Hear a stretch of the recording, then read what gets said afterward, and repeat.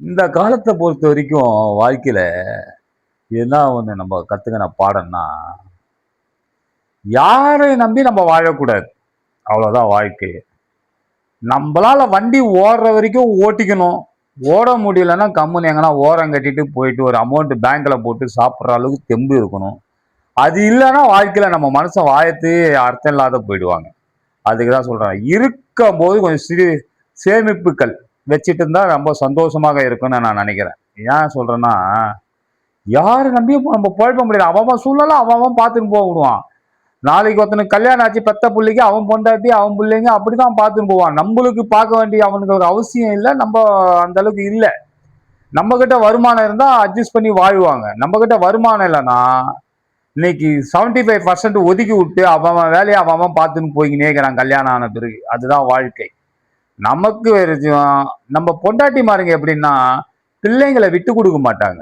பொண்டாட்டிங்கன்னா பாவங்க அவன் பொழைச்சிட்டு போங்க நம்ம என்னங்க பண்றது அப்படிங்க இப்படின்னுவான். கஷ்டப்படும் போது அன்னைக்கு அந்த வருத்தப்படும் போது மன வேதனையா இருக்கேன். என்னங்க உன் பேச்சு கேட்காத விட்டுங்க, இவ்வளோ காலம் வாழ்ந்தேன், எவ்வளோ சொன்னீங்க, உன் பேச்சு கேட்காத விட்டுங்க, பரவாயில்லைங்க விடுங்க அட்ஜஸ்ட் பண்ணி வாழலாங்க என்ன பண்றது அப்படின்ட்டு அப்படியே ஒரு ஆறுதல் சொல்லிட்டு போயிட்டே இருப்போம் அவளும்.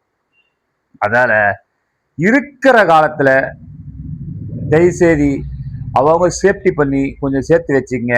இன்னைக்கு பணம் இல்லாத வாழ்க்கையில ரொம்ப கஷ்டம். கோட்டீஸ்வரனும் அப்படிதான் கஷ்டப்படுறான், இல்லாத படம் அப்படி கஷ்டப்பட்டுங்கிறான். கோட்டீஸ்வரனா பணம் இருந்துச்சுன்னா ஒரு நான் வயதான காலத்துல ஒரு 4 இட்லி வெளியில வச்சு கூட வாங்கி வந்து சாப்பிடுவாங்க, கொஞ்சம் பார்ப்பாங்க பணம் இதுன்ட்டு.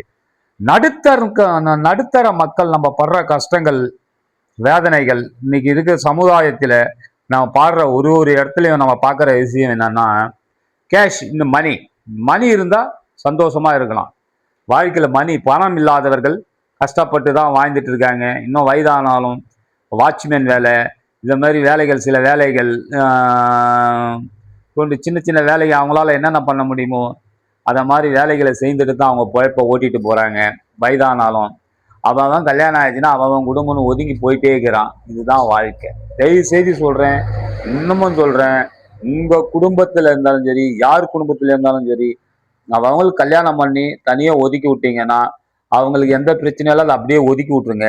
அவ்வளவுதான். கடன் இருக்கா எதனா ஒன்று வித்து கித்து அவனை செட்டில் பண்ணிட்டு எப்பா நீ நல்லா இருடா வாயிடா அப்படின்னு சொல்லிட்டு நமக்கும் ஒரு அமௌண்ட் பேங்க்ல போட்டுட்டு நம்ம தேவைப்படும் போது ஒரு 4 இட்லி 5 இட்லி ஒன்னா கூட காசை குத்து. ஏன்னா எந்த தலைமையெல்லாம் ஒரு காசை குத்துவாங்கன்னா ஒரு பையன்கிட்டே கூட வாங்கிட்டே ஒரு 4 இட்லி வாங்கிட்டாடா ராஜனா வாங்கி வந்து கொடுக்க போறான். அப்படி இல்லைன்னா அவன் 4 இட்லி வாங்குறவனுக்கு நீ ஒரு 2 இட்லி சாப்பிட்டு ஒரு 4 இட்லி வாங்கிட்டு வரான்னு இன்னும் சந்தோஷமா வாங்கி வந்து கொடுப்பான். இதுதான் வாழ்க்கையில நம்ம ஒரு அனுபவம். ஏன்னா இன்னைக்கு பெத்த அப்பா அம்மா மகளை பார்க்கறது 75% குறைஞ்சு போச்சு. குறைஞ்சு போச்சுன்னு சொல்றதை விட அவன் லைஃப் அப்படி போய் போச்சு. என்ன பண்றது, அவன் கல்யாணம் ஆயிட்ட பிறகு அவங்க ஸ்ட்ரைட்டா போறான். அவன் பொண்டாட்டி புள்ள மாமியாரு கொய்ந்திரா மச்சிஞ்சி அப்படி அவங்க ரேஞ்சை நோண்டின்னு போறாங்க. நம்ம பக்கம் யாரும் வரமாட்டாங்க. நல்லா தெரிஞ்சுங்க.